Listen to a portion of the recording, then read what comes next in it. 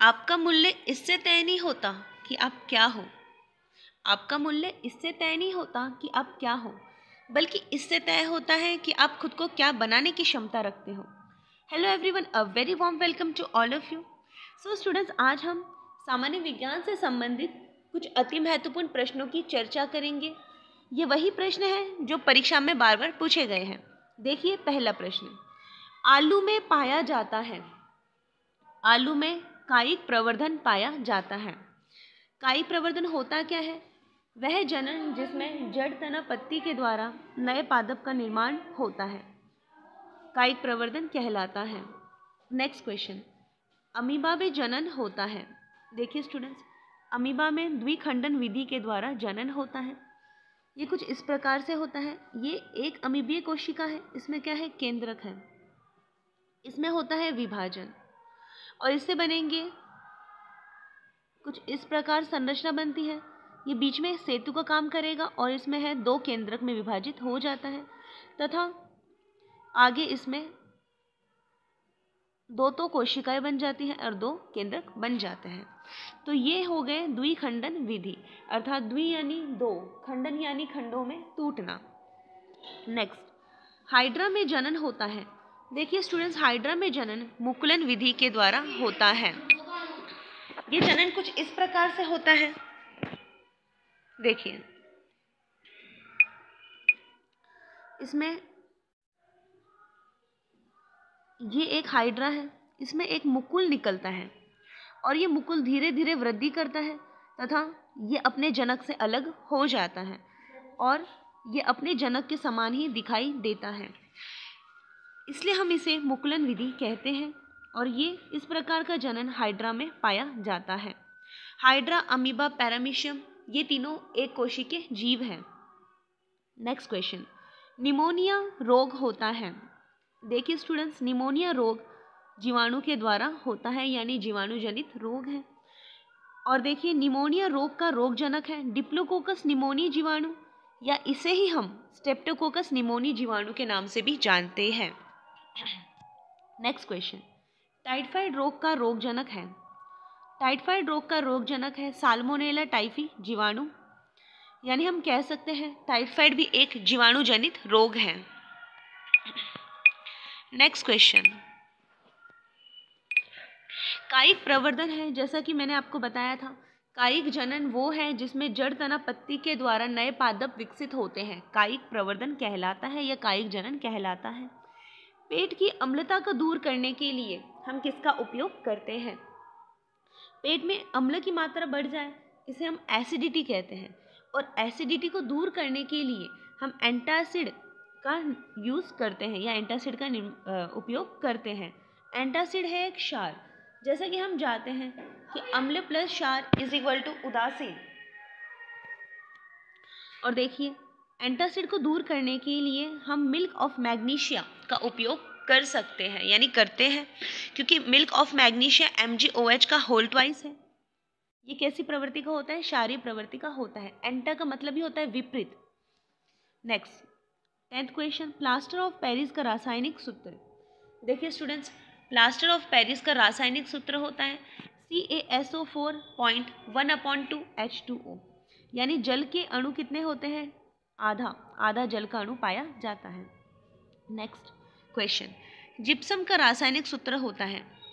देखिए students, gypsum का रासायनिक सूत्र होता है CaSO4.2H2O। ये कुछ इस प्रकार से होता है। देखिए, CaSO4.1/2H2O।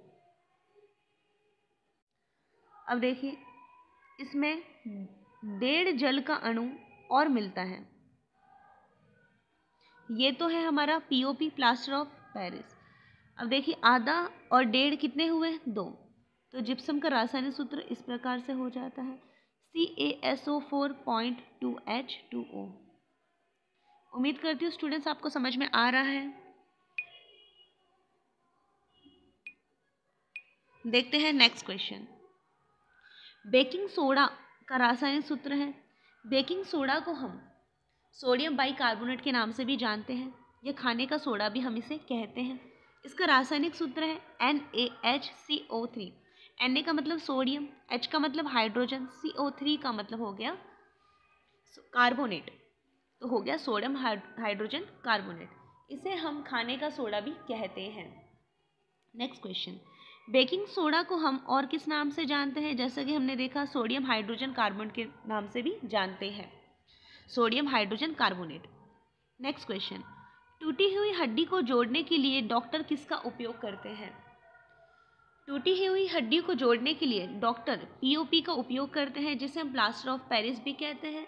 इसका रासायनिक सूत्र जैसा कि हमने देखा है CaSO4.1/2 H2O होता है। नेक्स्ट क्वेश्चन, धोने का सोडा जिसे हम धावन सोडा या सोडियम कार्बोनेट के नाम से भी जानते हैं, इसका रासायनिक सूत्र होता है Na2CO3। Na2CO3, ये देख लिया हमने ये क्वेश्चन भी। Next question, question number 17, pH scale. pH scale में P का अर्थ होता है, देखिए स्टूडेंट्स, pH स्केल में P का अर्थ होता है पुसांस, और पुसांस का अर्थ होता है शक्ति। पुसांस एक जर्मनी भाषा का शब्द है जिसका अर्थ होता है शक्ति। 18 क्वेश्चन, आसू जल का pH होता है, आसू जल का pH 7 होता है, अर्थात हम कह सकते हैं आसू जल उदासीन प्रकृति का होता है। क्वेश्चन नंबर 19, शुक्राणु की गति के लिए कौन सा भाग उत्तरदायी होता है?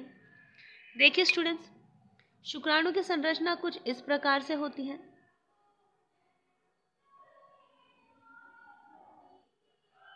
कुछ इस प्रकार से,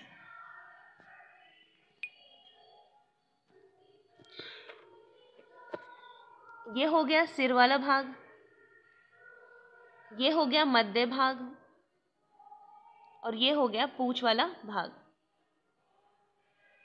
मध्य भाग में पाए जाते हैं माइटोकॉन्ड्रिया बादल, जो इसको ऊर्जा प्रदान करते हैं, और गति के लिए पूंछ वाला भाग जिम्मेदार होता है। और यह है सिर वाला भाग, जो है टोपीनुमा संरचना।